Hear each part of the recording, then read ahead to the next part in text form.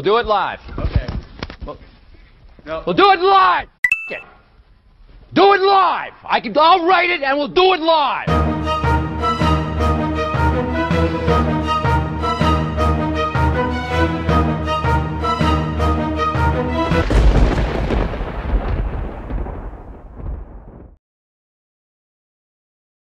I gotta unmute my mic. That helps typically first. What is up, everybody, and welcome to another episode of Nintendo Talk Live. Today I am joined by one of the coolest guys in all of amiibo customization and all that good stuff. You're cooler than Toby Thornton. I'm gonna put it to you that Oh, no way. No way. Toby's the man. No. Toby might be the man, but you are cooler than Toby. Trust me. I'm just saying that because I'm going to talk to him tomorrow and he's going to yell at me. TJ Centula, what are you doing, sir? How are you doing? I'm doing amazing. Lots of Nintendo-related stuff all the time, just like you. Okay, so I did say your last name correct, right? You know, at this point, I hear it correct no matter how it's pronounced. No, don't do that. Don't do that. I said Centula. Is that right or wrong? It's like both C's are S's. Sensula. Okay. But it's spelled like Dracula. So like growing up, all my teachers would be like Sencula, and so it's automatic where I just respond no matter what the pronunciation is. Sensula. Somebody made me double take once because they were like TJ Chinchilla, and I was like, all right, I get it. It doesn't follow any phonetic rules. C's and U's newer make an S sound, but Chinchilla, yeah. Come on, Yeah. Chinchilla. That's funny. Wow. Okay, so Sensula. Okay, I got you now. Like Sulu. Like Star Trek. But my mom was over here texting me, asking me to look at links and stuff. Like, Mom, I'm busy on YouTube. Like, why are you sending me YouTube links? You should be watching me, not telling me to go watch other stuff. So, I just want to jump into a couple of Nintendo things with you real quick. I could go two ways. I could kind of, well, you know what? I'm going to go this way. Let's start off. Let everybody know about you and what you do on the internet and like how, all that good stuff came about. Sure. I've been involved in media creation for a long time. I live out here in LA, and my main thing is fighting. I've been a stunt person for 10 years, 13 years, and Super Smash Brothers really excites me because it combines my passion for fighting with Nintendo. I got this idea. Are you talking real fighting? Well, I do competitive fighting, but most of what I do is choreographed. So it's stuff that, like what you'd see in movies, TV shows, stuff like that. Yeah. So I had a little bit of lull in my own content, and I thought, I'm going to take these amiibo, back when they were first announced, 2015, and I'm going to do this tournament to determine which is the ultimate Nintendo figure based on the amiibo. You subtract the human element, you're really using the raw data from the game and the potential of the figures. And unlike the computer, they evolve and their behavior changes. And I thought it would just be this little fun summer project, but who knew that it would take 3 years for the complete roster to find its way into figure form. Yeah. And so during that journey of that show, Smash Supremacy, which I'm still working on, I met a lot of great people, and I started doing some other content. Most of my content is over on Nintendo Wire with Amiibo Jason and Happily Candied and the awesome team that they have over there. And that also includes a show called Custom Conquest, where I take an amiibo and I break down the process that it takes to take it from just the basic figure to a completed custom. And I even had the amazing Toby Thornton as a guest in the last episode. And man, it was such a killer job. He did this stellar painting of the Skull Kid and Moon, and it just really dropped my jaw. I knew it would be good, but it really just dropped my jaw. So, real quick, I want to question chat. Is it okay now? Okay, the audio is too low now. So, all right, so I'm going to turn TJ up a little bit, because at first they were like, oh my god, TJ is really loud. Do me a favor, just talk a little bit, TJ. I want to make sure you're okay. All right. Now, in the world of Nintendo, there are fans and there is a guru. And there is only one guru. And if you ever click onto the internet, you'll see the live button because Guru is live almost 24 hours a day. That's the direction. Stop. Okay, so I adjusted his mic level. Okay, good. Evilos is in the chat, so he's directing me what to do. Hey, Evilos. I'm neck deep in an Evilos guest appearance on Smash Supremacy. It's actually on the computer right over there. I flash it over, but there's nothing meaningful on the screen. Yeah. He did an awesome job. It's really fun. That's impressive. Tomorrow. That's one I like. I got that's one that's better than Toby. I thank you for bringing someone on better than Toby. Because what you don't understand is you've created this monster. I have to co-host with him every week, and his ego is out of check. It's like insane. Like it is. So I need to rein it in every now and again. So this is a good thing. Toby's got the skill to earn that ego. He really does. This is fun. I'm gonna do a little inside baseball for you. So when we had the Geekcast, right? Toby and I are on there, and we're talking about Evilos. We're talking about him like he's not there, and he's not there at the time. You know what I mean? So I tweet out and I tag Evilos, and I'm thinking like Evilos is a rock star. He's not gonna see this. He won't know that we talked about him. I'm just doing it just to be, maybe someone else will see it and whatever. I get a message from Evilos. Hey man, I don't think that you actually portrayed me the way you did, so I'd like to come on the show and do like an uncensored Evilos. So you can ask me anything you want to ask me. And I'm like, holy crap. Yes, definitely, right? So I go to Toby, and Toby knows that, he knows Evilos from the internet Evilos. Which, if you don't know Evilos, there's two Eviloses. There's this one that is portrayed by people on the internet that think they know Evilos, and he's a jerk, and he's cocky, and he's arrogant. And then there's the real Evilos. And so Toby was assuming we were going to get the jerk Evilos to come on the show. And he don't want nothing to do with it. And he's telling me, dude, you go do it by yourself. I don't want to be a part of it. And I'm like, wow. And I'm like, Toby, come on, dude. Like, seriously. Like, this is good for us. Like, this would be good. He's like, no. I don't, like, that guy is arrogant. And I'm like, okay, we're doing it. You're going to do it. I don't want to hear nothing. You're going to do it. So Toby, like, little begrudgingly at the beginning, Evilos comes in, starts sweet-talking Toby, and next thing you know, you see this goofy little grin hit his face, and he was in love with Evilos after that, from the moment on. And after the thing was over, he goes, dude, that guy's not anything like people say he's on the internet. I go, that's what I'm trying to tell you before the show. Now, it's all good. Now you love the guy, right? And he's like, oh, he's amazing. I love him. I'm like, yeah, because he's over there bragging, like he's like lifting your spirits and stuff. It was similar to like when I brought you on the Geekcast, but you didn't know who Toby was at first, and then the minute when you realized who he was, it was like all of a sudden, boom, your eyes hit this big, and it was like, oh my god, like, dude, I'm in love with your Link amiibo you did and all that stuff. And then all of a sudden it was like total different, change of tune, and then he like steals the friendship. You know what I mean? Like, I thought you and I were friends, and apparently we're not friends no more because you and Toby are friends, and you're doing all side projects and stuff together and all that. So, but Toby thought he was going to be getting Evilos, but he really got nice Velos. Yes.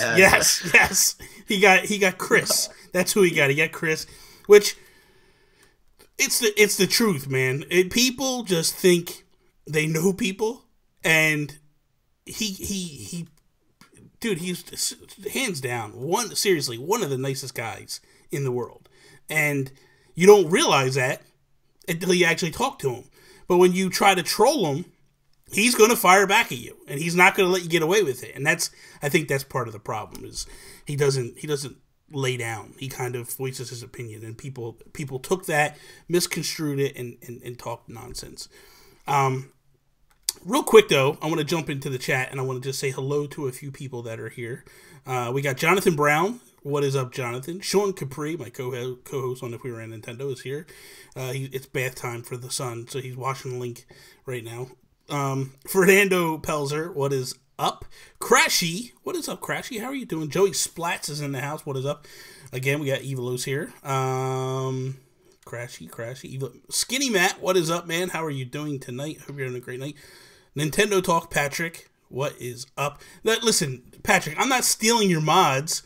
they're very nice to me. So I'm bringing them in and I'm talking to them. That's all. I made them my mod. Like Crashy, she's protective. Jules Washam is in the house. Jules, how are you doing? I hope you're having a great night. Do you know Jules?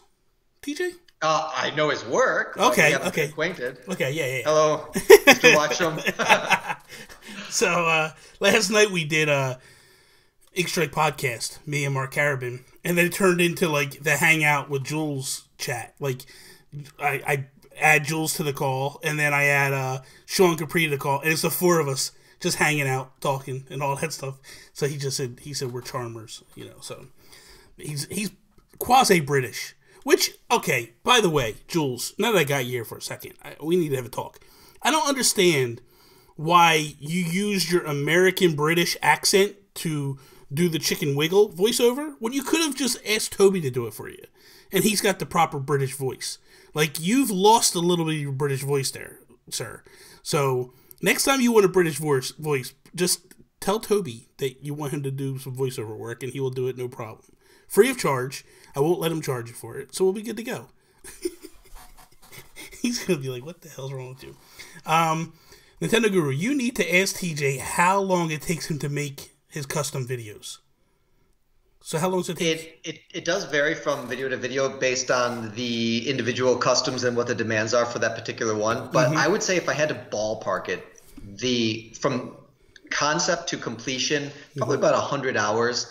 And it could be done a lot faster, but it takes me 100 hours because I have 3 kids and I can't really just sit down and do it in block chunks. Yeah. So I work as long as I can, and then I have to step away from it a while and then come back. But all said and done, it's a pretty time-consuming process. I could customize a lot quicker if I didn't have to record the entire process. Yeah. By the end of it, I usually have like anywhere between 20 and 40 hours of footage of the process of making it. And so where most of the time comes in, it's editing that down and distilling it into the process isn't always straight for me. I'm not exactly maybe as direct in my approach as some other more gifted artists are. I take a lot of chances and I make a lot of mistakes, and sometimes those mistakes have value in presenting them to the audience, and sometimes those mistakes are a little bit too far off course and it's better to omit them or work around them.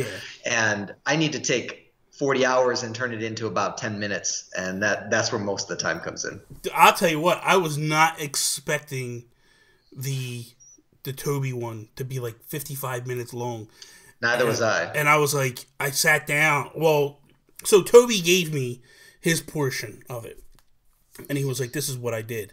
And I was like, okay. And I watched it. And he's like, just because he wanted my opinion. He's like, what do you think about it? And there was a couple of spots where like, there was nothing. It was like dead air. And I was like, well, he can, like, I'm sure he's going to put music or something. Like, it'll be fine. Like, you need that dead air because it shows stuff. You know what I mean? It's not like it's just dead air. It's part of the whole process, you know?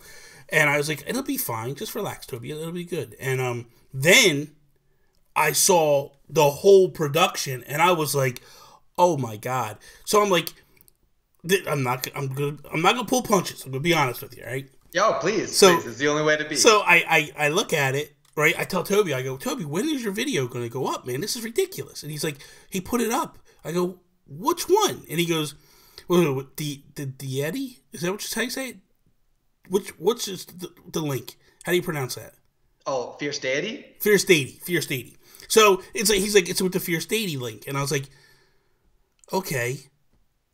But I was like, oh, I thought that was a different video. I didn't realize he combined it to. I'm like, okay, no problem.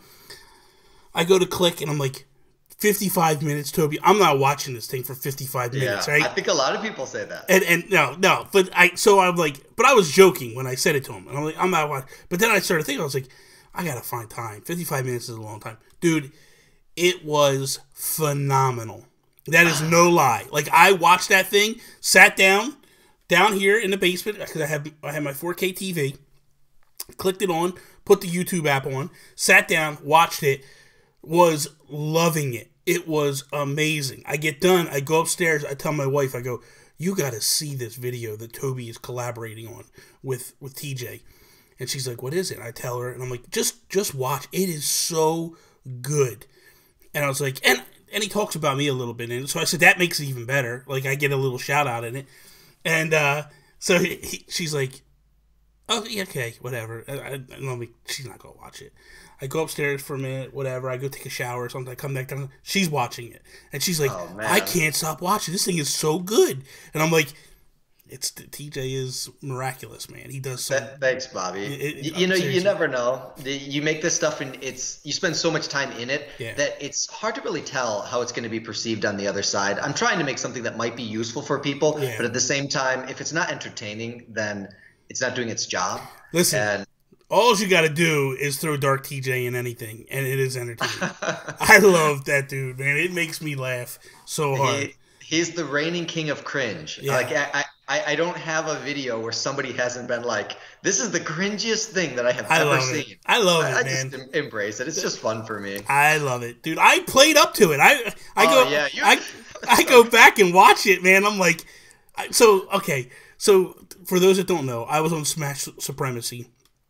TJ reached out to me and asked me to come on, and I was like, absolutely, man, like, yes. So I was like, man, I knew Custom Conquest, but I never watched Smash Supremacy, and I was like, I need to research. I don't know what the hell I'm doing.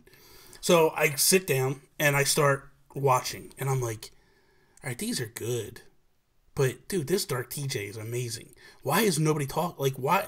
So I talked to you for a minute, and I'm like, okay, what are you looking for? You tell me this is what I need you to do. I'm like, got it. And I was like, screw what TJ just said. I'm going a different direction. Like, I'm gonna play up to Dark TJ. I'm gonna do, and it's funny because I do, and it's almost like it catches him off guard. And because I don't think you were expecting me to do that, because I think everybody's all like, hey, I'm gonna go to like regular TJ. I'm not gonna go to Dark, and it's like, I go the opposite way, and it's like, oh wow, he just played up to the villain. Like, I loved it, dude. It was so much fun to be on that episode. And I don't think I can really downplay how much courage you and all of the other guests, you really put yourself out on a limb for this show, because you don't see a script. Nope. And you just, I tell you what I need for the show, and then you prepare it, and you're investing confidence in me that I'm not going to hang you out to dry and make you look bad. And you did an awesome job. And Evilos was in the next one, and Toby, and actually even Sean's coming up in an upcoming episode. No, Sean Capri. Yeah. Get out of here. Out to him earlier in the week. Yeah, oh man, that's going to be awesome. I didn't know Sean was going to. Man, look at you. Look at you. That's awesome. You need Jules. Get Jules. Jules, you need to be on Smash Supremacy. That would be. Oh, that would be amazing. Reach out to him. Just tweet Jules, watch him, and he'll answer you. He's a good guy. Trust me. He's one of the best. Seriously. Evilo said I had to request off work to watch the video. Yeah, I know. It's by far the longest there it is. one. He just said sounds great. Jules just said sounds great. So there you go. Oh, that's unbelievable. So reach out to him. Listen, I tell Jules to do stuff, and he's like, Bobby, what are you getting me involved in? Like, what am I doing here? Like last night, I'm like, Jules, we're just going to bring you on the show. And he's like, what? He's like, because he was in the chat, and I'm like, you're not doing nothing. Come on, we're going to get you on the show. So he's like, and then last night I'm like, the one and only guru. Stop. No, but then I'm like, hey, Jules, go make a store for shirts and stuff. And he's like, okay. And he does it, and I'm like, okay. I'm like, he made the store. I got to go buy shirts now. So I went and bought shirts. So anybody that's looking for Mutant Muds or Chicken Wiggle shirts, go to tpublic.com. Just search Jay Watch'em, and it'll bring up the 2 shirts, and you can buy. You need to put more. I need Xeno Drifter and all that stuff, or Zeo Drifter. I need all that stuff. Like, make it happen. Yeah. Awesome. So yeah. Which, speaking of, why don't I have like a Dark TJ shirt? Like, what's up with you? What are you doing? They are out there, but where? I don't really. I'll have to get a link to you. There's a link. Some Team Dark TJ T-shirts. Yes. Stuff like that. I need stuff like that. Make it happen, man. Like, hook me up. Like, give me. I don't need it for free. I'll pay for it. Just give me the links, and we'll. Because I'm tired of wearing this stuff when I do my Nintendo talks. I don't have any. For some reason, I don't know where they went. My wife must have thrown them out. I had like all these like Zelda shirts and like all these different Nintendo shirts. Can't find a single one.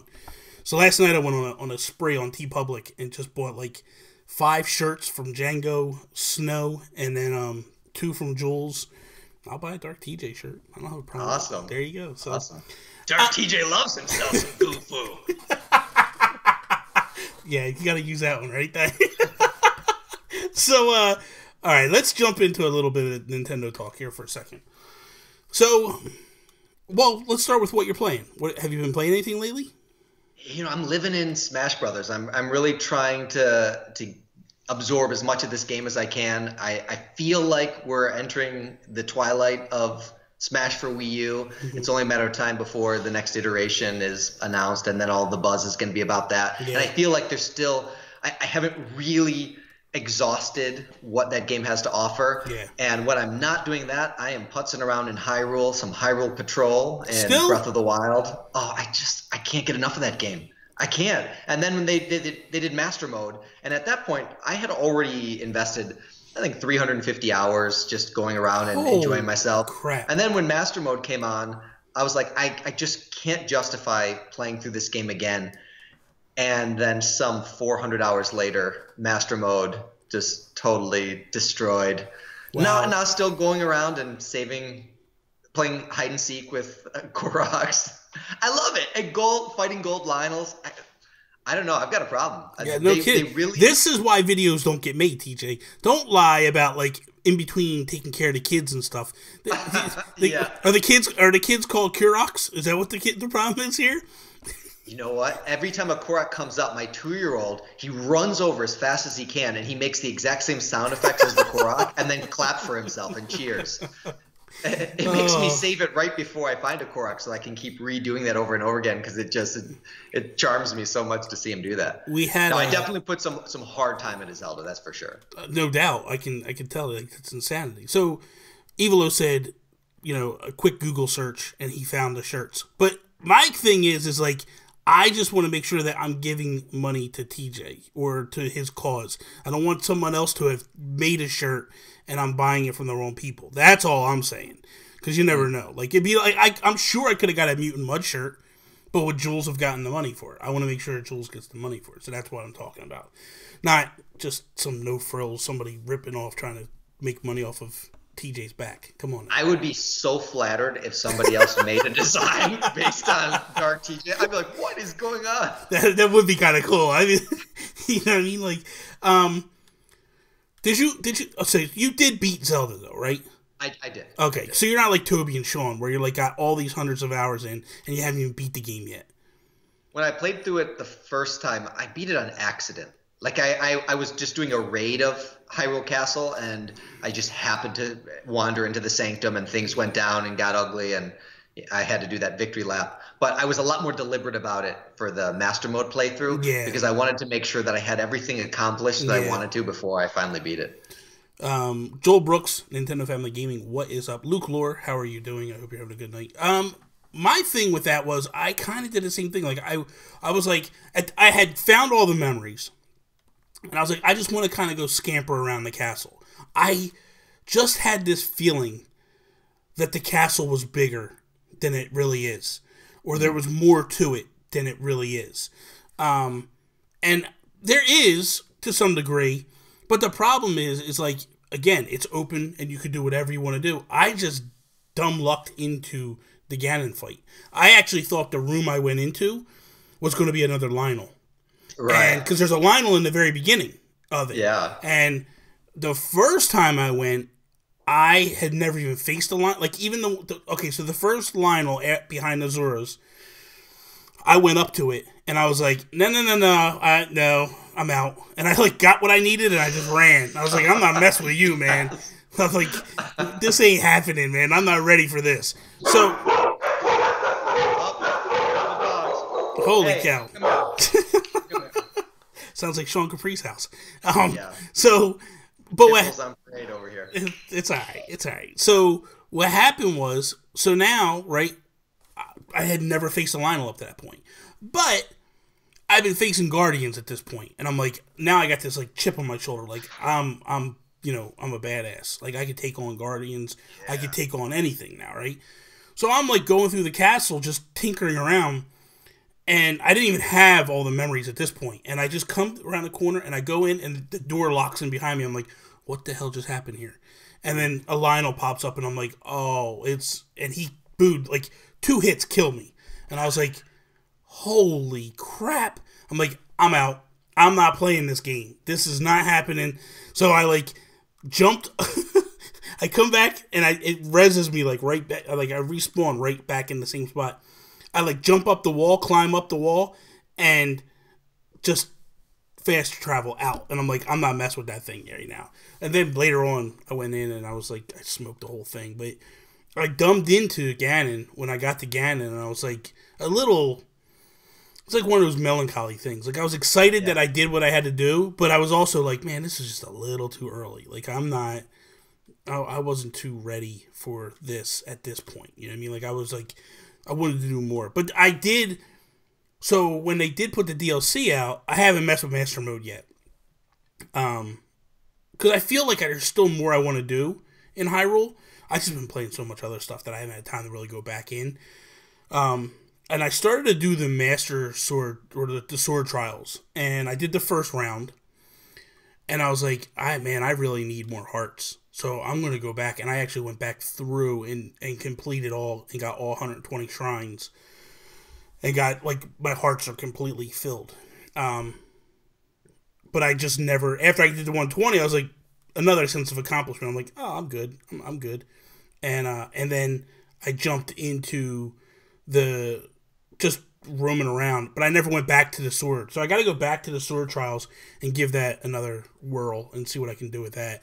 But you've played Master Mode? Yeah, I beat the Trial of the Sword on Master Mode, and it's, for me, the first one, the first trial, the beginning trial on Master Mode is the hardest thing in the entire game. Like, there are some levels where the enemies regenerate their health faster than you can even damage them. So you have to find some workarounds and some tricks. And unfortunately, it happens pretty late in there. So to even beat it, it's close to an hour or an hour and 20 minutes because it takes a long time and you don't really have the tools to do it. You can handle business on the bad guys a little bit better when you're in the overworld with all of your tools. And if you don't have those skills, you can go away and then come back later and do it at that point. But when you're in those trials, you just have to use the resources that are at your disposal, which is very oftentimes very underpowered for who you're trying to take out. And there's this Lizalfos stage where you barely even hit them enough. If you're hitting them at a rate of constant with the weapons that you have access to, you're barely chipping away at their power. If you don't touch them for 1 or 2 seconds, then everything that you did is back. So that one was a nightmare. But what a sense of accomplishment once I finally beat it. I was like dreading the next 2 after that, but honestly, the intermediate and the advanced, I don't know what they call it, but the final one was nothing compared to the beginning one. Well, because you're also at a thing where you got to worry about the weapon breaking too. So you're hitting, right? But you also got to worry about, like, you're damaging your weapon too. So it's like a right. So you have to utilize some of the mechanics where if you do a sneak attack, it doesn't damage your weapon as much as if you're fighting. So you can't even just hit them. You have to hit them a certain way to be able to preserve your weapons. And I really had to learn a lot more about the game mechanics. Whereas before, I just kind of went in and I played and tested it out. And once I realized this was going to be impossible, I had to do some research on how is this game built that's going to allow me to be able to exploit this to my advantage. And it was tough, but we got through it. I gotta say, man, it's one of those games, and like, I break Sean and Toby's stones about it, but it's one of those games where, like, I totally get where people just want to, like, spend time in the world, just especially if it's something that you grew up loving. If you grew up on Zelda and all that stuff, like, it's definitely, like, I was just on a podcast a couple hours ago called Fathers of the Grind. And they ask you, what's your favorite franchise? And I'm sitting there and I'm thinking to myself, like, nobody's ever asked me. It's weird. That's a weird thing that nobody's ever asked me, what's my favorite franchise? They've asked me what my favorite game is, but never my favorite franchise. So I think about it and I'm like, my favorite game of all time is Mike Tyson's Punch-Out! And then my second favorite game is Kid Icarus.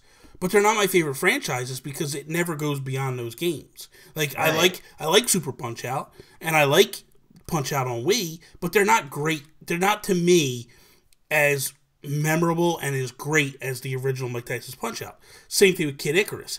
Like, Kid Icarus 2 on Game Boy is okay, and Uprising is okay, but they're not fulfilling, and I'm not excited when I play those ones. The original takes me back. So I started thinking, I was like, well, everybody, I guess, says Mario, but Mario's not my favorite franchise, honestly. And I started thinking, I was like, it's got to be Zelda. Because over the longevity, Zelda, to me, has more games that I've loved than not loved. And there's probably 1 or 2 games that I'm just like, don't really care for them. You know, and that's basically the handheld versions. Like, as far as, like, the console versions of Zelda, like, I've loved almost every single one. So I was like, it's got to be Zelda. And, like, and I say this, and I really mean this, like, for a very long time, Link to the Past was my favorite Zelda game of all time. But, man, Breath of the Wild is way up there for me. And absolutely. And it's probably my favorite of all time now, not because it's a great Zelda game, not because it's a great game or a great story. I like all the aspects of all that stuff, but it's just the attention to detail. You go, seriously, like, you're going into little areas, and it's just like, what? Like the Lynels. The Lynels are in the original Zelda. You know what I mean? And it's like, I remember them things being hard back then when I was a kid, and it's the same feeling, the same philosophy, and it's just like, so you look at this stuff, and it's like, just those little things. It's just them little details that really pull it in for me and make me go, this thing is really, really something special. So, see what Patrick said. Breath of the Wild is one of the few games that have made me stop and appreciate what I was experiencing. Dude, that he nails it right there. Like, for me, there was many times. Like, I tell this story. So my wife was playing Fallout 4 at the same time that Breath of the Wild came out, and I go, stop. You're gonna watch this. And I was just starting the game, right? So I just got my Switch. I put it in. She's like, I don't care. I'm like, stop. You and I are going to watch the opening sequence of this game. You are not playing Fallout while I play this. I want to hear it in all its glory. We're going to experience this. So she's like, okay, whatever. So it starts to play, and all of a sudden she's like, oh my God. She's like, I feel like I'm watching you play a water painting. She's like, this is so gorgeous. Yeah. And she's like, that opening sequence, like when you run out to the ledge, and then it just stops, and it pans, and you look at the whole, and she's just like, this is unbelievable. And then she's like, can I just play Fallout now? Did I make you happy? Like, are you go play Fallout? But yeah, man, it's pretty special. Here's a question for you, TJ. So did you get it? Were you able to get a SNES Classic? I was not. Really? I was always like, I was kind of like following all of the Twitter feeds as they were going up, but I was always like 1 or 2 minutes late. I had a few in my cart, but they never actually made it out. I wasn't able to check out in time. So I'm holding out hope for like Toys R Us's and stuff where they said they're not going to take any pre-orders. But I am too old to be doing this line thing. Like, I'm not getting up at 4 a.m. and going there. I have 3 kids. How I'm old going are to you? show up when I'm 35. Shut up. Too old. I'm 43, bro. I will be out in that line if I have to be. If I'm going out, you would go. I was able to get one. Kids age you. That's true. That's true. It doesn't make me as upwardly mobile, so I can't just like, wife, later, I'm leaving. Handle the wolf pack because I've got to go get myself a Nintendo. Yeah, that does make it a little difficult. My wife is like, go, get out of here. Get me one too while you're out there. Yeah. So I was able to get one from GameStop. That I just happened to be off work that day. It was just dumb luck. You know, it just worked out that way. Well, I left my other job, and I was 2 days to start my next job. So it was like, I didn't even know that it was it's just dumb luck. It just went live when I was off. But the thing that blows me away is like, Amiibo Jason's like your boy. How in the world did you not get one? That's funny. Sometimes I'll message him if it's something I really need to be able to get ahead in a show. Yeah. Like, I was like, the second Skyward Sword goes up on Amazon, please call me. Yeah. And so he did for that. But with the Nintendo Classic or SNES Classic, I don't know why I let myself believe this, but I kind of was under the impression that Nintendo would not want a repeat of what happened with the NES Classic, and that they were going to substantially increase production. But somehow I let myself be duped again. I really think you know what, man? In my heart of hearts, I really think we'll be okay. I really feel like this is what I think it is, and I hope I'm right. I feel like it's Wave 4 of the Amiibo, and if anybody is a diehard Amiibo fan and they remember Wave 4, Wave 4 was that frenzy with Ness and Greninja, Jigglypuff, and all those ones, and Robin and Lucina, and all the different ones, and it was like, are we going to get these Amiibo? Like, how are we going to get these? And it was insanity. Like, it was just insanity, and the pre-orders, the same thing. Pre-orders were like that. Like, oh yeah, I was front of the line at GameStop when they broke. When my wife broke GameStop. My wife was in line. She was the second one in line. She's at the register. One of my best friends, Miguel, his brother was ahead of her. They didn't know each other at the time, and then me and Miguel are texting, and Miguel's like, "My brother's at GameStop." I was like, "My wife's at GameStop," and I'm like, "Ask the guy in front of you if he's Miguel's brother." And she's like, he's like, "Yeah." And next thing they start talking, and so he takes register 1, she takes register 2, and the computers crash. And she stayed there for an hour and a half, 2 hours, whatever it was, until they finally went up, and they all, it went insane. But then let's fast forward now. So you fast forward to when they actually launch, and it was insane, the stock the stores had. Like, I guess it kind of depends on where you were, though, because I live in LA, okay, but I happened to be in Chicago at the time when they launched, and so there's a time zone difference. So there's about 2 hours different, and I went to Toys R Us to get Greninja, and they were like, "If you're here for Pac-Man, Robin, Lucina, or Greninja, keep walking. We don't have any of those." Really? And so I called my wife. I'm like, Toys R Us opens by you in 2 hours. I need you to swing by there before work and get me a Greninja. She walks and she's like, "Yeah, there's like 40 of them." Yeah. But there were also like 40 people in line. So I guess it kind of depends on how high volume your area is. And Robin and Lucina were a mess for a long time. Those ones were tough to get hold of. Well, those ones were really super tough. But the rest of them, Wario and all them, they were easy to get. And I remember, so I went, right? So I go that day. I get them. There's like 40 in my Toys R Us of Greninja. And I was like blown away. I went to Target, Jigglypuff, a bunch of, like, there was probably 20 people in line, and every single person got one. Every single person got one. And see, my Target only had 12, and so about half people got Jigglypuff. Yeah, we were. But you probably remember the Lucario debacle, where Toys R Us have like between 4 and 15, and you got lines of 40 people. This is what as Nintendo fans we become acclimated to. We just kind of get used to the fact that there's going to be hot competition. I wanted that Majora's Mask 3DS, new 3DS, so bad. I got it. And I went to Target like 2 or 3 hours ahead of time, and they were like, "We have between 1 and 0."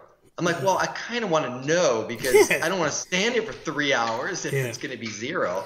And they never saw them again, just super limited stuff. Yeah. But this one with the SNES Classic, I think I'm hoping I'm right, but I really feel like this is going to kind of like be a little bit easier on launch day. Now, after launch day, I think if you really want this thing, you need to be at the store launch day. I'm not saying you have to line up, because I really don't think that's going to be the case.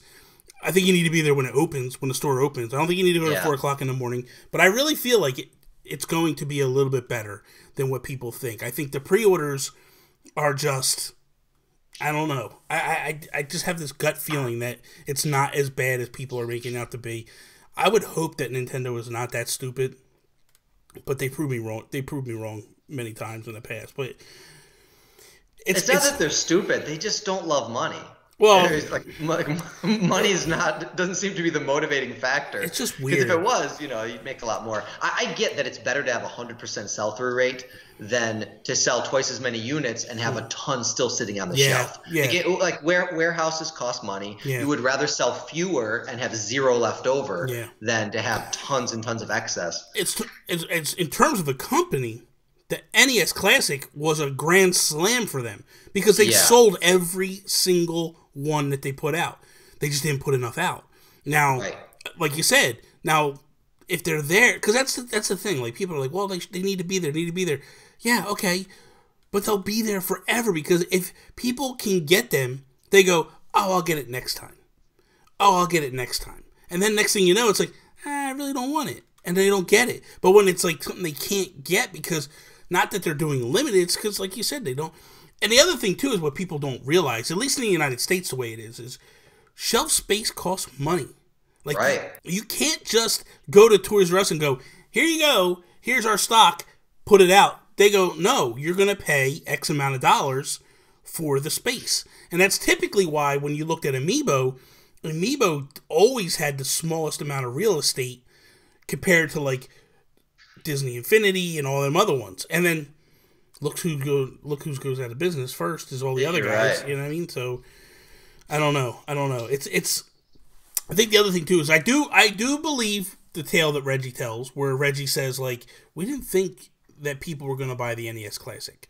Yeah, I think so too. Like, they were kind of testing a new product. Like, this is a 30-year-old system. Yeah. Who's the real market for this? Yeah. Is it backslidden gamers, people who used to play but don't play anymore? Yeah. It's very reasonable to assume, I think, from a business standpoint, that people who own a Switch or own a Wii U or own a new 3DS don't have the incentive to purchase this console because they probably already have all of those games in some version or another on another console. Yeah. But we still want it. Yeah, but what he said was absolutely true. We felt like the TJs and the Bobbies already have all these games on their Wii U, on Virtual Console, on their 3DS. They're not going to go rebuy it again because their biggest complaint is we don't want to have to pay for these things over and over and over again. So why would they go buy this thing again? I really feel like their market was my brother, my dad, like people that aren't really ingrained. They just didn't realize that the collectors would want them. That their fans are not just fans, they're also collectors. They're going to want that piece because they know, full disclosure, I didn't want the thing for the NES Classic. I wanted it for the controller. Really? I wanted to, yes, that's all I wanted it for. I legit was like, I'm just going to buy a controller. That's all I want because I already had all the games. I was like, I just want the controller, but those things were harder to get than the damn consoles.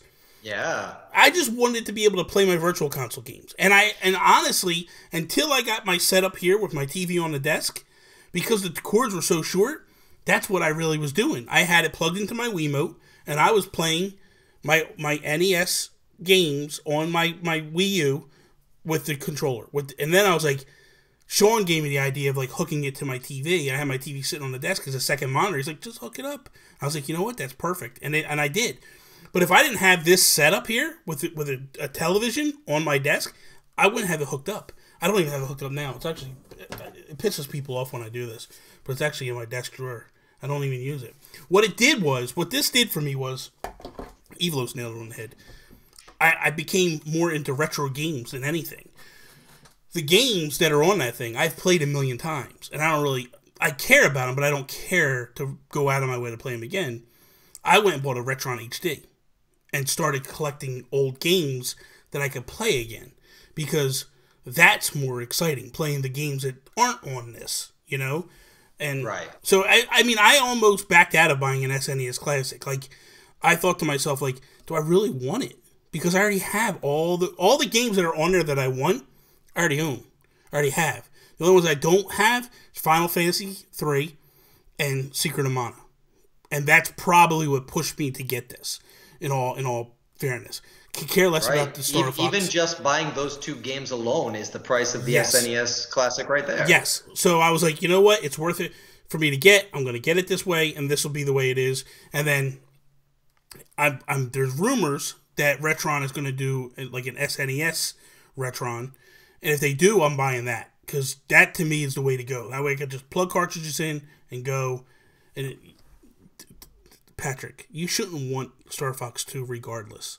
That is trash to the core. That game is going to be horrible. It's going to look so bad. Then I hated that. I didn't even play Star Fox 1 because I hated that setup with the polygons. I liked Star Fox 64 because it looked legit, but it was bad. I'm sure the game will not be good because at some point Nintendo determined that it didn't have a place in the market. But yeah. I love that it's finally getting released. I think it's so amazing that this game that they invested all these resources in and these developers took the time to make, that it is finally an official release of this product that never saw the light of day. Yeah. No, I agree. That is, even though she would love Star Fox for the SNES. Like, what you know. I didn't like it because I didn't like it reminded me of like Virtua Fighter, and I hated that style. So that to me was just like, it looked like that, and I was like, I don't like that, and I didn't play it. So I'm not saying I'm right. There's a lot of people that love that game, and you know, I'm entitled to my opinion like everybody else is, but I know my opinion's wrong. I know my opinion is so underappreciated in this case because so many people love Star Fox and love that series. So I could totally understand that people would tell me I'm wrong in this case. The truth of the matter is, with the SNES Classic, is I would probably buy 3 if I could, because my siblings don't follow with gaming as much as I did, but we have really fond memories as children of playing these games, and I think that something like this would make a perfect gift for one of my younger brothers. Yeah. And I would like not even think twice about buying it. But the fact that I'm going to have a hard time even buying one is probably going to limit the amount of effort I put into tracking down more. And then you also consider that if it's anything like the NES Classic, for every one that somebody buys, somebody else is not getting one. And I want to make sure that the people who this is really going to be valuable to and the people who really want to use it are the ones who wind up with it. Yeah. But we also have this scalper climate where if you can get your thumb on the pulse of what people want and just buy up a ton of them, you can definitely exploit and take advantage of people's very strong desires to get these products. I know, it's sad. It's sad. I don't even want to. We could go down that rabbit hole.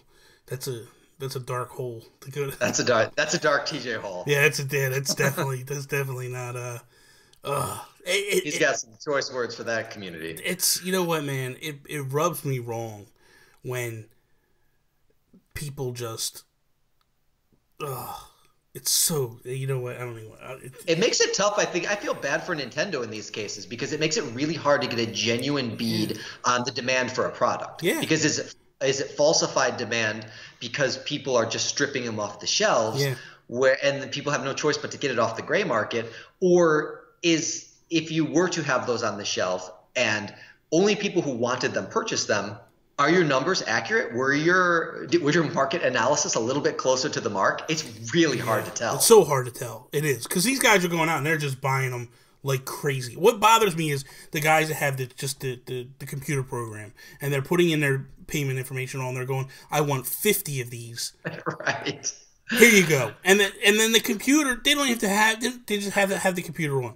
They don't even have to be up when it happens. So we're like idiots trying to get these things, staying up all night and maybe getting them. And these guys are just, they're sleeping and then boom, boom, boom. You know, it is what it is. I think that what essentially has to happen is, it's not going to happen until people get more strict on, you know, like in terms of like if Amazon goes through their stuff and they go, hey man, well, you can't have 6 of these going to your house. I don't care how many different names you use. You're not getting 6. Right. Done. Get out of here. Like, they need to check addresses, not names, stuff like that. The other thing too is like eBay needs to crack down because they have a policy that if pre-orders can't go up if it's beyond 30 days. Now, right now, yes, we're within the 30 days. It is what it is.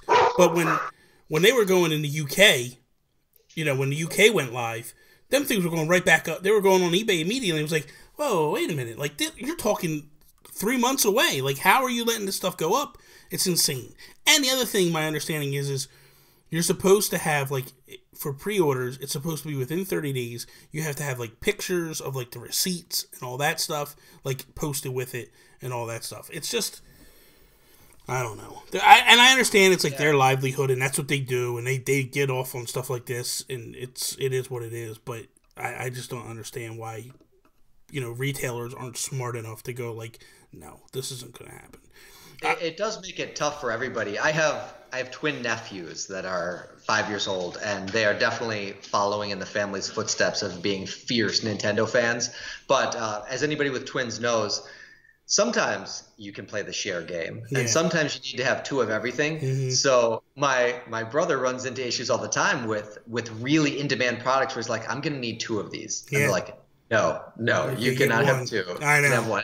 And one is worse than zero. I know. Sometimes. I know, because then it's like, well, why has he got it and I can't? Yeah. Right. Oh, trust me.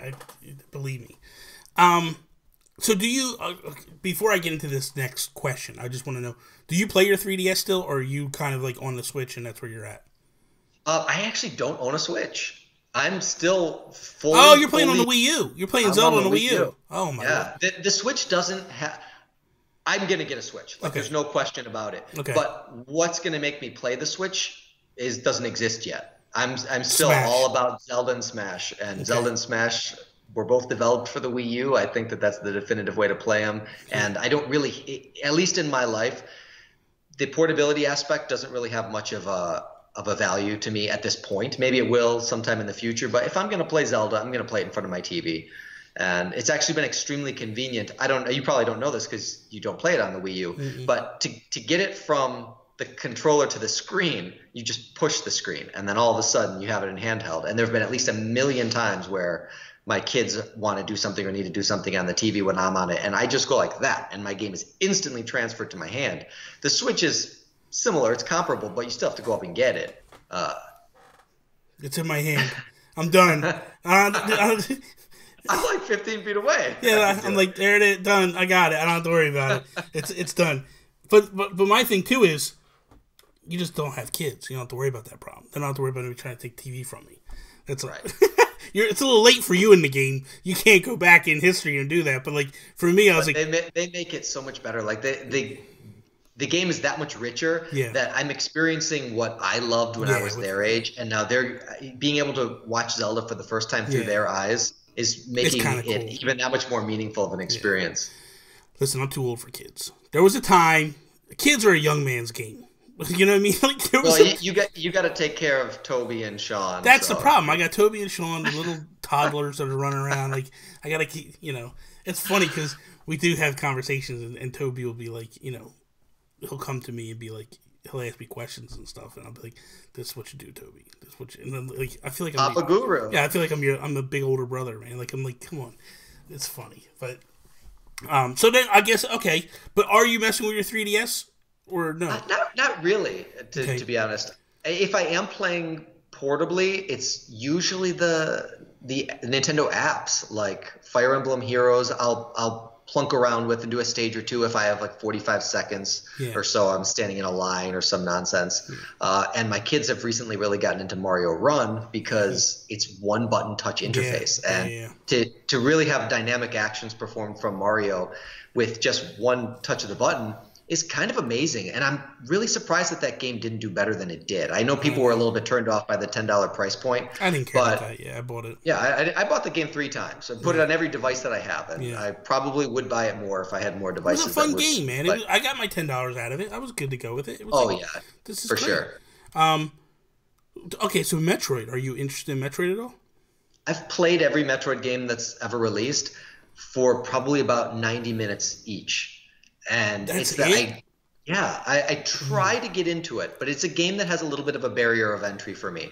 I'm very naturally I have a hard time navigating my way around just by nature, just kind of the way that my brain is programmed. And Metroid games are like paramount of getting lost. And I have a hard time reading the maps. I have a hard time keeping track of where I am. And because the game doesn't have linear progression, I don't really know which direction to generally trend towards. So I wind up just getting a little bit frustrated once I can't figure out what to do and then move on to something that's a little bit more rewarding.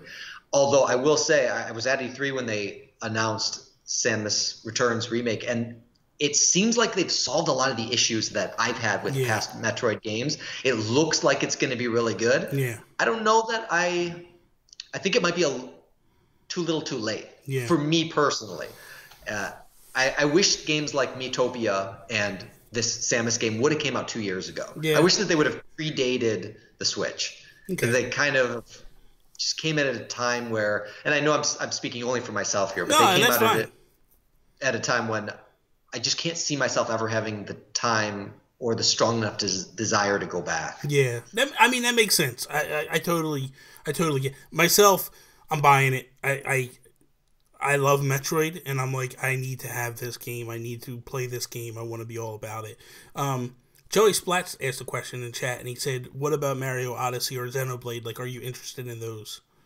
I probably won't do Xenoblade because I've never played any of them. I like Shulk as a character from Smash, but I don't even think he's in the sequel.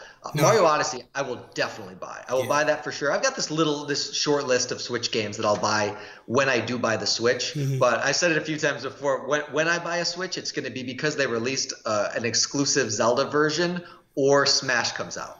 As soon as one of those things happens, I'll probably buy 15 Switch games. Okay. Right away. So then here's the question.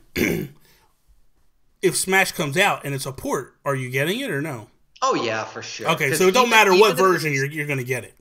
Yeah, I'm sure that it'll be an enhanced port just like they've done in the past. But honestly, until Mario Odyssey comes out, I feel like that's all the Switch is a Wii U port device. They're taking kind of the best things from the Wii U and they're putting it onto the Switch. And they're reimagining some things. Like Splatoon 2 is obviously built on the same engine as Splatoon 1, but yet it is a new iteration of the game. Yeah.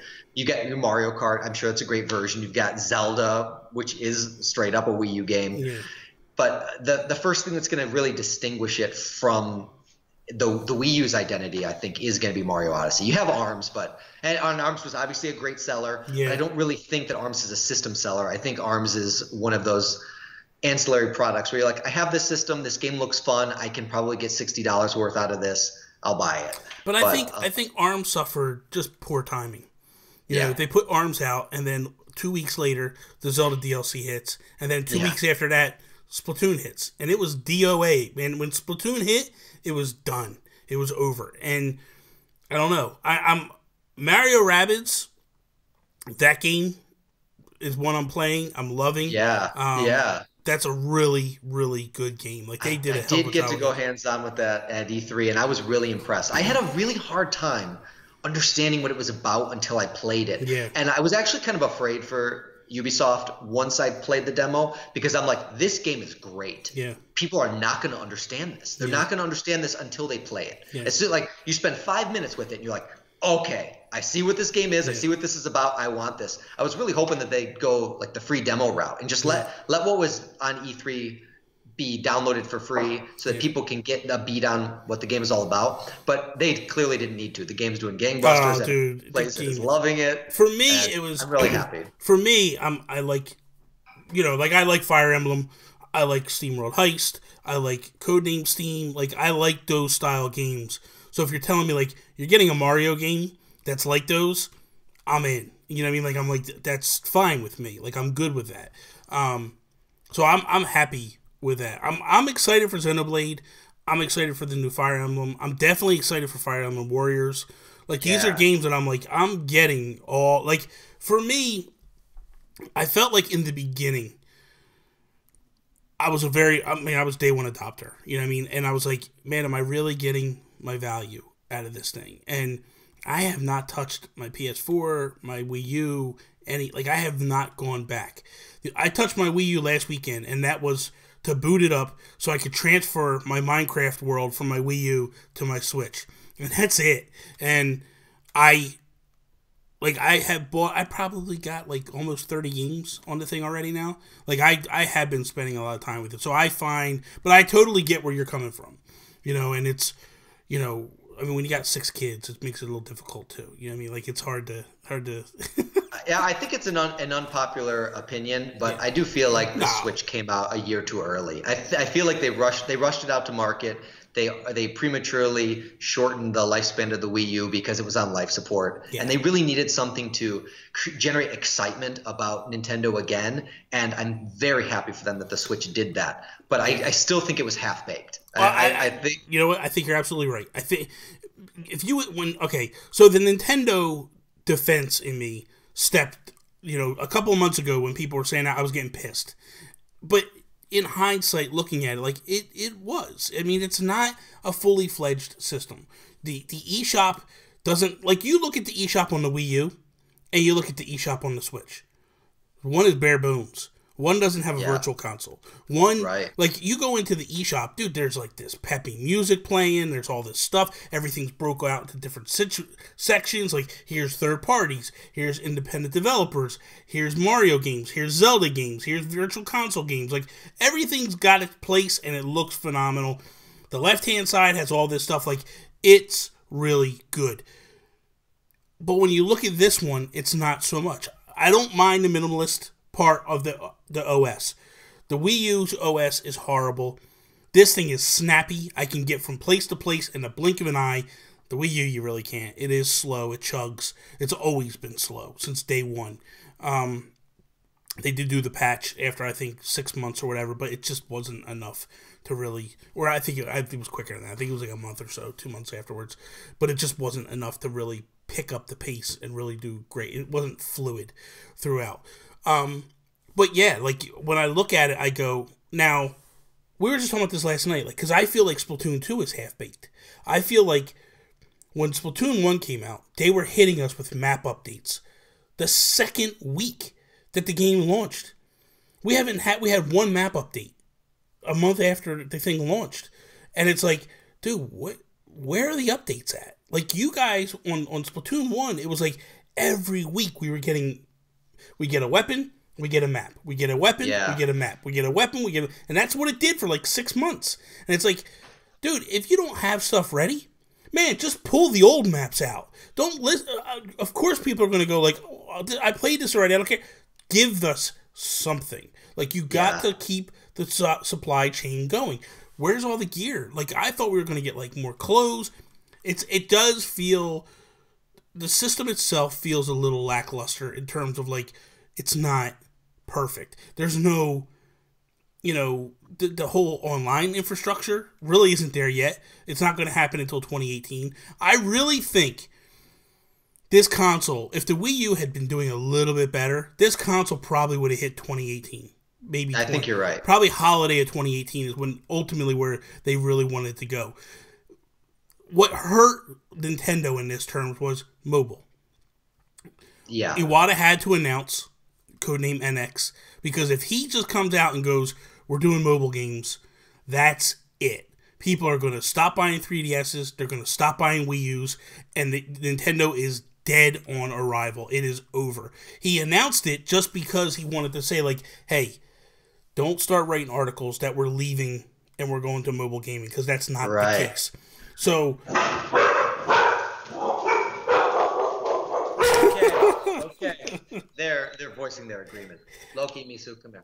So that's the start of it. Like, that's the start of why and I get why he did it. I totally get it.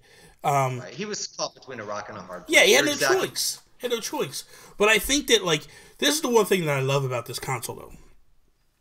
I love that Iwata's hands are all over this. Because the Wii U was an absolute failure. And he took it to heart. Like, he owned that it was, like, people, I don't know if many people remember this, he took pay cuts, he took all this stuff, like, he took the weight of the shoulders for the failures of the Wii U. He put them right on his back, and he owned it from day one, that this isn't working. And the 3DS was struggling out the gates, too. Everybody talks about how great the 3DS is right now. Dude, there was a time when that thing was not selling at all. Yeah. They had to do a major price drop, and they had to do all this extra stuff to try to get the ball rolling, and it just, I think they thought, like, I think what hurt Nintendo with the Wii U was they saw the 3DS bounce back so quickly, and they thought, oh, the Wii U will do the same thing, and it just never happened. But I love the fact that, like, you look at Zelda, You look at Odyssey, you look at Switch, and you go, this is totally Iwata. This is all him. You know, and I love listening to those developer stories about Zelda, how they're just like, we went to him, and we asked him, we had these ideas, and he's like, do it. Go do it. Do whatever you want to do. Just make it different. And I was like, man, it killed, well, that's a bad word to use. I was going to say it kills me that he passed away, but it hurts that he's not here anymore, because I just think, I think to myself and I go, he was heading the company in the right direction. And I don't think that Kimishima changed the course. I think he took the blueprints from Iwata and he's carrying forward with what Iwata wanted to do. And I'm when I think back to what we have, or when I look at what we have now, it excites me, because I go, man, this guy totally. And the people that are like, oh well, I didn't like the Wii U, I like the Switch. I don't know, man. The Wii U is basically Switch, or the Switch is basically like a Wii U. The only difference is, isn't it like the natural progression? You go from having this 2-screen interface where you can take your game off the screen and then take it on the go with a 10-foot perimeter. Yes. What if you could take it off the leash and take it anywhere? It is the natural evolution of what the Wii U was. That's how I feel. Like everybody that attacked the Wii U, and now they're on board with the Switch, I'm sitting there going like, the only difference is I can walk out the front door with this thing, and I couldn't with the other one. They're very similar. You know what I mean? Like, yes, the interfaces are different, and the OS is different and all that, and like, there's more 2-screen, well, there's a lot more 2-screen play, but you take away the 2-screen, and the ability, like, to me, it's damn near identical. Like, when I hold the Switch in hand, I go, it's just a slimmed down gamepad. You know what I mean? Like that with the sides popping off of it. It feels and looks to me like a gamepad for the most part. So I don't know. I go ahead. I love that Nintendo is not afraid, even in the face of a setback with the Wii U from a financial standpoint, to take chances. And when you go out there, when you put yourself on a limb, when you make strange and unusual products like Amiibo, you don't really know how the consumer base is going to respond to this. And sometimes you're going to fall flat on your face. And that has to be, as fans, we have to accept that that's a natural part of the creative process. Filmmakers, not every movie that they make is a blockbuster success. Sometimes you have a few flops thrown in there. Even the greatest filmmakers in the world have made turds. And it's something where I accept that Nintendo, they play my heartstrings with these games. I have been a diehard fan since I was 5 years old. Every single Zelda iteration has been amazing. Even the worst Zelda game I've ever played has been a memorable experience for me that I treasure. Along that, sometimes there are going to be some missteps, and we haven't seen the end of the missteps, I'm sure, and I hope that we don't, because it means that they're trying to find new ways to push the medium to allow us to experience gaming in different ways that maybe we hadn't think about. I agree. I could not agree more with what you're saying. Some of the stuff that BD82 got excited when he was like, "Oh my God, TJ from Custom Conquest is here." That's kind of cool, man. That's kind of cool. That is pretty cool. Thanks for watching. That's why I brought him on, man. I needed somebody cool to be on the show. Like, nobody wants to see me. They come for the guests, man. This show is driven completely by guests. That's all it is. They come for the guru. Oh, stop it. Would you stop? Listen. This guy is, not only is he good looking, he just knows how to woo everybody. Like, he just throws them little words in there to just build your confidence, your ego. So I want to wrap on this. For those that do like TJ, there's a little secret thing that we're doing together. We got this little collaboration thing getting ready to come up. Dude, listen, Josh Thomas, I've asked you to come back on. You ignored me last time I asked you to come back on. So when you're ready to come back on, let me know, and and then we'll bring you back on anytime you want, guys. Do you know Josh Thomas? I don't think we've been acquainted. Formerly of the Bit Block, He changed. Oh yeah. Look how excited you're like, oh my god, I know Josh. Yeah, he's I watch all of his stuff. Yeah. Now he changed his name. He's Nintendo Beyond now. So he's doing a whole rebrand thing and all that stuff. But he was actually on a couple months ago, and I love Josh. Josh makes me laugh. He's a character. Josh, I watched all of your Switch release and pre-release content. It was some good stuff. Yeah, he does the good stuff.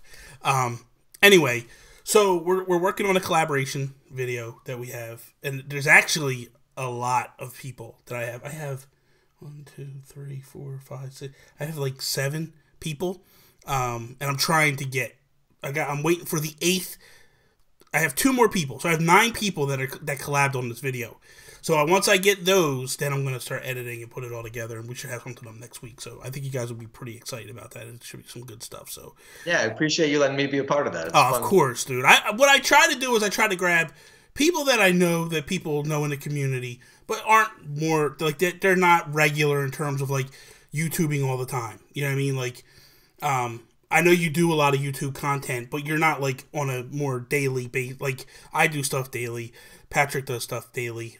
There's a lot of people that do stuff daily. You do stuff minutely. Like I honestly don't know. Like I know that you have a full-time job because I've heard you talk about your job. I don't know how you find the time to do this stuff. I don't know how I do it either. You know what it was? I blame Josh Thomas. Right now, typically I would be in bed sleeping, and I bring him on my show, and he just berates me the entire show, talking about how isn't this past your bedtime? Like, shouldn't you be asleep by now? And I'm like, what the hell, man? What is going on here? Like, really? You're tearing me up over this? And then I go on other podcasts, and it's late, and he's like, what, Bobby? Like, is that Bobby? Like, shouldn't he be in bed by now? And I'm like, and I'm like, I'm gonna have to prove this guy wrong. So now I do streams till like 2 a.m, all this crazy stuff. It's nuts. Burning the candle from both ends. When do you find time to actually play the games that you talk about? I don't. I lie. Isn't that the worst of it? Well, I stream. So when I stream, I play what I could play. Like that's when I play. That's smart. I have to do something like that because there are so many games I would love to play that I just see they pass me by. And yeah. Like, I need some way to play this. Maybe the community can help kind of push me along. Honestly, the truth is like I play, and most of the people that are here tonight that are in the chat, like Chibi, I love you, Chibi. Be safe when you're evacuating Florida. I hope you're okay. When those people are in the chat, they make it so awesome. Like I feel like I'm playing, and I'll just look over and I'm talking with my friends. It's like I'm sitting in my living room playing with my friends, and it makes it worthwhile to me. What a world we live in! Is it not? Is it crazy, man? Is it like I never saw this day coming when I was a kid. See, we got it good because we knew the time before. So I think we have an enhanced appreciation for the state of things now. Where like my kids, this is normal to them. This is how you do everything. Yeah, yeah. So I'll tell you, this is a funny story. So me and my best friend, Dave Maxwell, growing up, like we were the best of friends, and we played video games. Actually, the other day, because I bought RBI Baseball, which it's not a great game. It's a good game. You know what I mean? But the reason why I bought it was we used to play RBI on the original Nintendo all the time.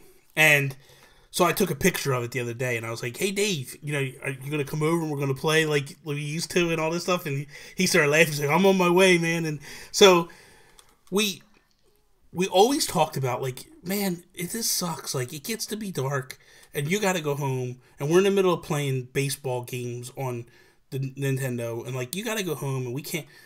So I'm watching this television coverage of the Sega Genesis, and they're talking about this thing called a modem, and you'll be able to play with your friends from where they are at home, and you'll be where you are. And I'm like, oh, I'm going to buy a Genesis. Like, I'm buying a Genesis. I don't care. I'm going to buy it, right? So I go to, like, electronic boutiques, EB Games, and then turn into the GameStop. I go to the electronic boutique, and I go, hey, man, what's this modem? I want to buy this modem. I want to be able to play. And the guy looks at me like I had 6 heads. And he's like, I don't know what you're talking about, dude. I have no idea. Skinny Matt, Baseball Stars was the greatest baseball game ever. I totally get that. There's no Baseball Stars right now, so I would do it if I had a choice. Hello to my wife, Tony, who just showed up in the chat. How are you doing? Be safe. She's down in Disney World, like a nut. She's a hurricane princess down there. So, but I'm like, the guy's looking at me like I'm nuts. And I was like, no, man, I watched this thing. There's this thing called a modem that I can, he's like, dude, do you realize that, like, that's not now? Like, that's the future. And I'm like, okay, so next year? And he's like, no, dude, kid, no. Like, see, it was a report from CES. And he's like, CES, like, that's years from now. And I'm like, no. The guy said that I could do it. Like, I want to buy a Genesis. My buddy has a Genesis. We're going to play baseball together. And he's like, please leave the store. You don't know what you're talking about. And I'm like, okay, whatever. So then I come to find out, like, yeah, no, it's not anything. So I'm looking now and I'm like, man, this is the time that, like, I needed to grow. I need to be born in this generation so I can just be, like, playing baseball with, of course, baseball's not a big sport anymore. Like, nobody watches it anymore. I probably wouldn't even be a baseball kid anymore if I was, like, that time's all gone. So, anyway. But it's amazing. Everything that you wanted to do as a kid has come to fruition. Technology has followed the path required for gamers to really be able to experience it. The world is now shrunk to a tiny little nugget. You could play with people in Japan, anywhere in the world, as long as you have an internet connection. It's. My wife said she loves watching you, TJ. Thank you. No, you're absolutely right. Like, I podcast with a dude that lives in England every single week. Like, he is one of my best friends, and I'm like, I never could have fathomed that I would know somebody in England, let alone, talk to him on a weekly basis. Like, I've talked to his dad. He's Skyped me in, and I've talked to his dad. Like, it's nuts to just be like, they're sitting there having, like, dinner one night, and he calls me up, and he's like, my dad wants to talk to you. And I'm like, okay. And I'm like, hey, Mr. Thornton, how you doing? And it's like, it's just weird. You know what I mean? Like, what in the hell is wrong with this kid? You know what? Sometimes the trolls, not the trolls, but I don't know what the hell we're gonna remove him. Chibi jumped on it. Good job, Chibi. That's why I have Chibi as a moderator. She jumps on stuff like that, man. You're fast, Chibi. I know. I didn't even get a chance to hit it. I'm trying to click it, and she's like, yeah. But no, it's amazing to see the world. Like, Sean lives in Canada. Like, dude, most of my friends are foreigners. Like, I don't. You're international. Guru is international. No, the world is international. Like, half the people that are in my chat right now, like Joey Splats he lives in France. He's gonna get so mad that I said that. But whatever. He threatened to unsub to me last night because I said that. He just said to me, he said, don't you live in Canada? Anyway, so all right, TJ, we're gonna wrap now. Let everybody know real quick where they could find you, where they could stalk you, and all that good stuff. If you want to check out the content that I make, you can find that at Nintendo Wire's YouTube channel. I also have my own channel that you can find, YouTube.com/me, MII, channel on YouTube. And if you want to follow me on Twitter, you can keep up with my custom stuff at Custom Conquest. Or if you're more into the characters, you can follow at me, Hero TJ, and then the Gumu's favorite at me, Dark TJ. I love it. Joey Splat, you did not unsub. If you did, you better resub. I'm going to tell you that right now. I don't want to hear this nonsense you unsubbed. Resub, Mr. Splats. Resub. Thank you for doing this, man. My pleasure. It's crazy honor to be on here with you. Stop. It's crazy. I didn't even touch the topics that I wanted to get into with you. I'm like, so I'm going to have to bring you back on. Like, it's a deal. We got talking, and it was just like, next thing I know, I look over, I'm like, oh, man, we've been going on for an hour and 20 minutes here. This is crazy. So, but thank you. Seriously, thank you for everything, man. You are a great supporter. We appreciate everything that you do for us and with us and all that stuff. And just, I wouldn't have gotten to know Amiibo Jason if it wasn't for you. Like, you actually helped. He's big time. Yeah, he's big time. yeah, he's bigger than me. He's like, you know. He's bigger than me too. So anyway, guys, that is all. Peace out, Preston.